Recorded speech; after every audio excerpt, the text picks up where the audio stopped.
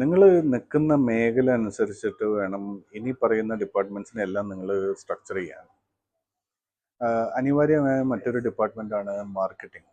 Marketing എന്ന് പറയുന്ന department പലപ്പോഴും people mistake it for a team who do advertisements.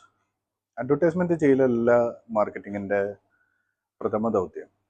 ഈ മാർക്കറ്റിംഗ് ഡിപ്പാർട്ട്മെന്റാണ് നിങ്ങളുടെ കോമ്പറ്റീഷനെ അസസ് ചെയ്യുന്നതും നിങ്ങളുടെ പൊട്ടൻഷ്യൽ കസ്റ്റമേഴ്സ് എവിടെയാണെന്ന് മനസ്സിലാക്കുന്നതും അവരുടെ സോഷ്യൽ സെൻറ്റിമെൻറ്റ്സ് എന്താണെന്നുള്ളത് മനസ്സിലാക്കുന്നതും ആ ഫീഡ്ബാക്കുകൾ നിങ്ങൾക്ക് തരുന്നതും പിന്നെ നിങ്ങൾ പ്രൊഡക്റ്റോ സർവീസോ അതനുസരിച്ച് നിങ്ങൾക്ക് കസ്റ്റമേഴ്സിന് ഇംഗത്തിന് ഉതകുന്ന രീതിയിൽ നിങ്ങൾ മാറ്റി ബിൽഡ് ചെയ്യുന്നതൊക്കെ ഈ മാർക്കറ്റിംഗ് ടീമിൻ്റെ ഇൻപുട്ട് എന്നാണ്.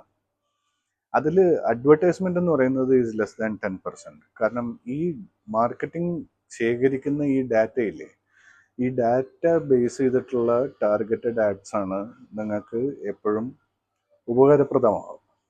അപ്പം ഏത് മേഖലയിലാണെങ്കിലും നിങ്ങൾ ശ്രദ്ധിക്കേണ്ട ഒരു കാര്യം, സ്ട്രോങ് ആയിട്ടുള്ളൊരു മാർക്കറ്റിംഗ് ടീം വേണം.